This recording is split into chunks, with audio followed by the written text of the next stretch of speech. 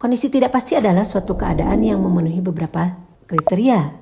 Ya, secara teori pertama ada beberapa alternatif tindakan yang visible atau dapat dilakukan. Yang kedua, nilai probabilitas masing-masing kejadian tidak diketahui. Nah, ini adalah catatan sangat penting, ya. Yang ketiga, memiliki payoff sebagai hasil kombinasi suatu tindakan dan kejadian tidak pasti. Jadi, titik utama atau hal yang sangat penting diingat adalah tanpa probabilitas. Baik, kita langsung saja kepada contoh soal, ya. Ani memiliki dana 100 juta untuk diinvestasikan ke salah satu alternatif sebagai berikut. Nah, jadi alternatif investasi. Alternatifnya apa? Apakah akan diinvestasikan kepada saham, obligasi, atau menabung? Ya. Diasumsikan bahwa pengambil keputusan bersedia menginvestasikan semua dana pada salah satu rencana investasi. Adapun payoff dari ketiga investasi didasarkan kepada 3 kondisi ekonomi potensial, yaitu dipercepat, normal, dan lambat. Adapun matrik payoff adalah sebagai berikut.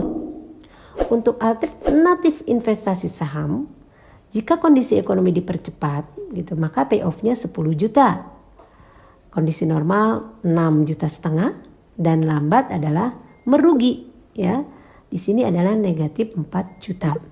Begitu juga dengan obligasi. Jika kondisi ekonomi dipercepat, maka 8 juta, normal 6 juta dan lambat 1 juta. Dan yang terakhir adalah tabungan. Kondisi ekonomi dipercepat 5 juta, kemudian normal 5 juta dan lambat adalah 5 juta. Nah, untuk menjawab pertanyaan ini, hal yang harus kita lakukan adalah 1. Kita akan melakukan pendekatan dengan menggunakan kriteria maksimal. Jadi kalau kriteria maksimal ini, pengambil keputusan dianggap sangat optimis. Nah, ya. Jadi yang dipilihnya adalah hasil-hasil yang terbesar dari alternatif yang ada. Ya.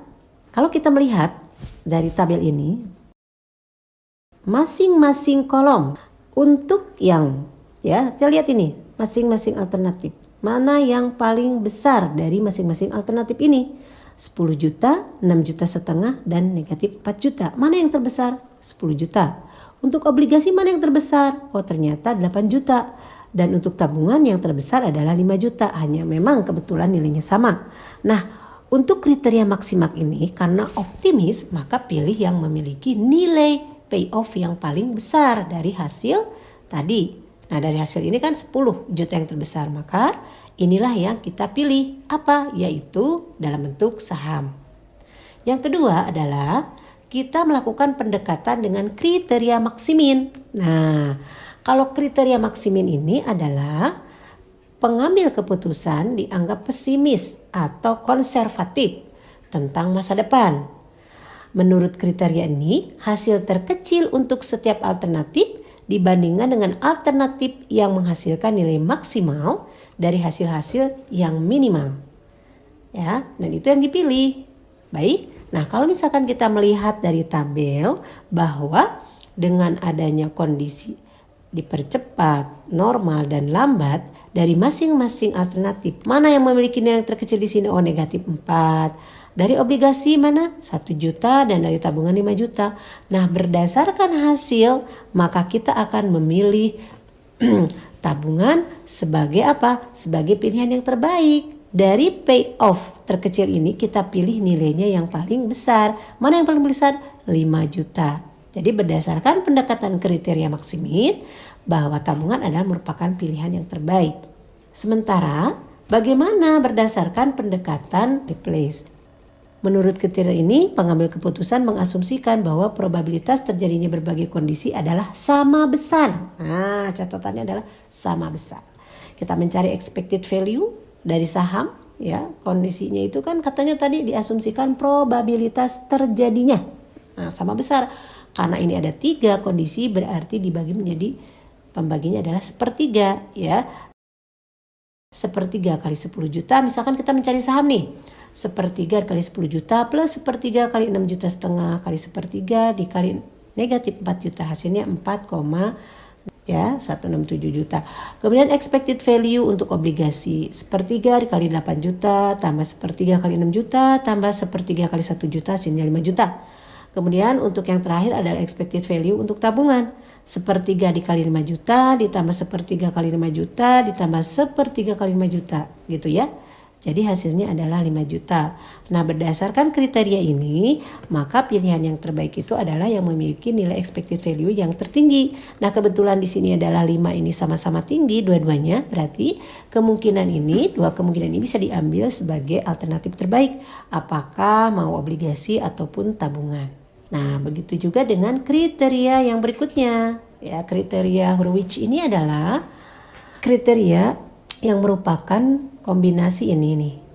Ada maximax dan minimax, antara optimis dan pesimis. Pengambil keputusan yang tepat biasanya memperlihatkan suatu campuran antara optimis dan pesimis. Jika optimis, maka alfanya adalah 1, dan jika pesimis, alfa sama dengan 0 biasanya ya. Jadi maksimal nih jika alfa 1 adalah sangat optimis, jika alfa 0 adalah sangat pesimis. Jadi angka-angka nanti itu biasanya mendekati angka-angka tersebut. Untuk investasi kita lihat, payoff-nya kita sudah mencari tadi. Kita tinggal memindahkan saja dari yang awal. Payoff maksimum berapa? Kita pindahkan saja dari yang awal. Kemudian angka-angka yang ada di dalam tabel ini kita kalikan dengan alfanya. Alfanya biasanya sudah diketahui.